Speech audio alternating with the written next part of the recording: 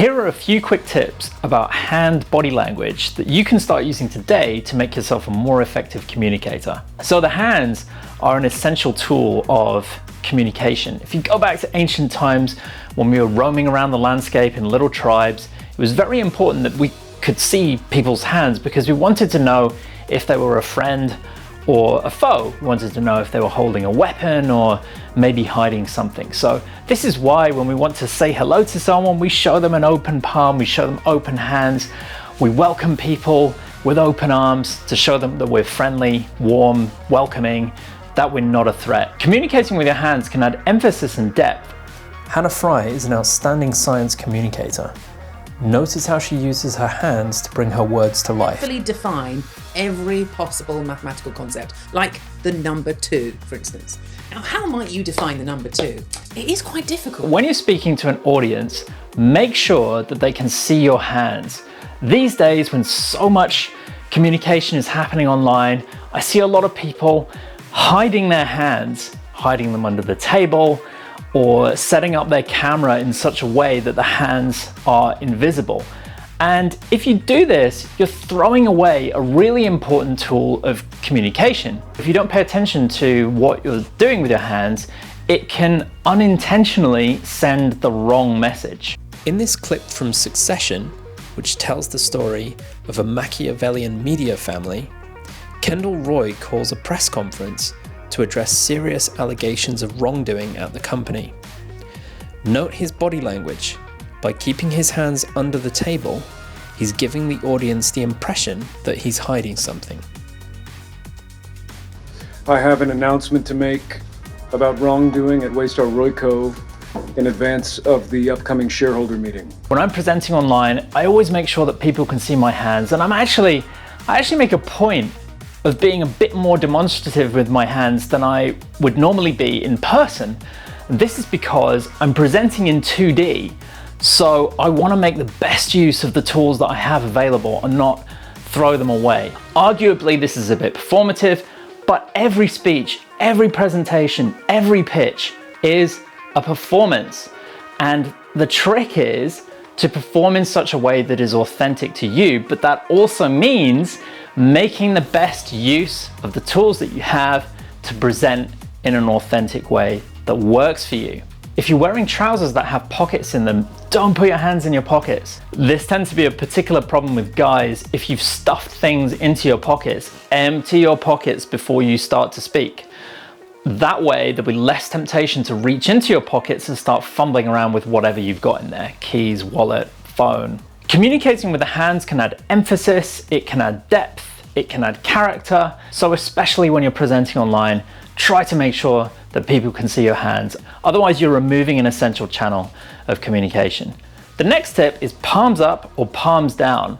Gestures with the palms up suggest openness, humility, honesty, and warmth.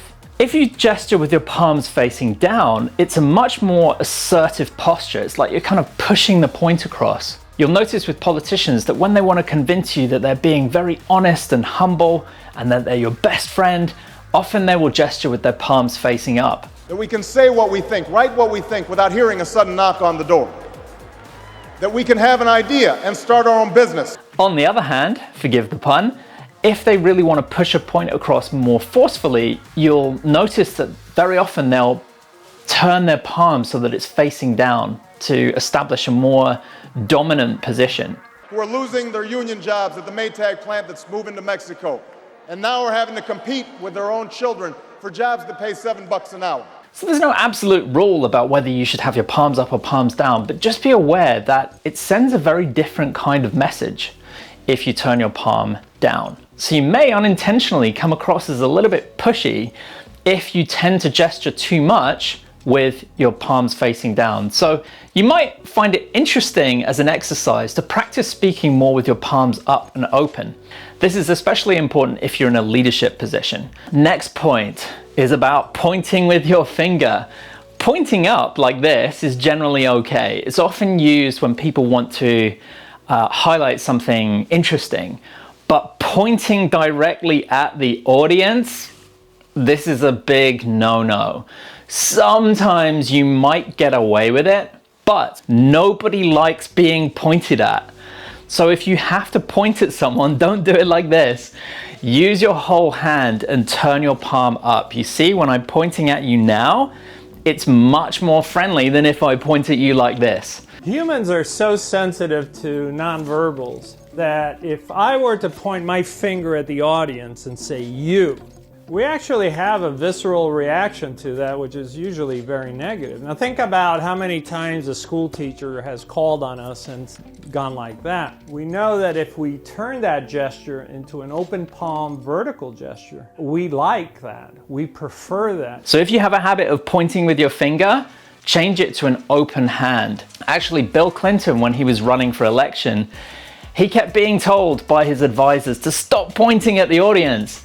But they couldn't get him to stop gesturing at them completely, so what they did in the end was they got him to lock his finger down. So he pointed with his thumb instead. It's still a bit bolshy, still a bit aggressive, but it's much better than pointing with a finger. People have always mustered the determination to construct from these crises the pillars of our history. So point with your hand, much better. Pointing at the audience, pointing at things. Point with your hand with the palm facing up. My final tip is try not to touch your face.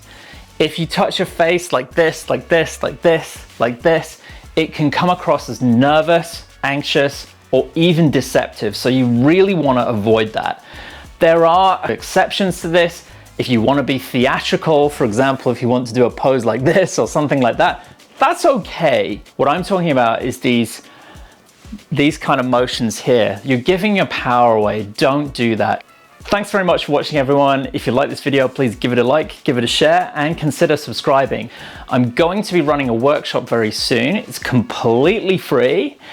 It's going to be very practical, very interactive, and you'll walk out with a whole bunch of tools, techniques, and strategies that you can start using right away to improve your communication. So if you're interested, sign up down below, and I'll see you there.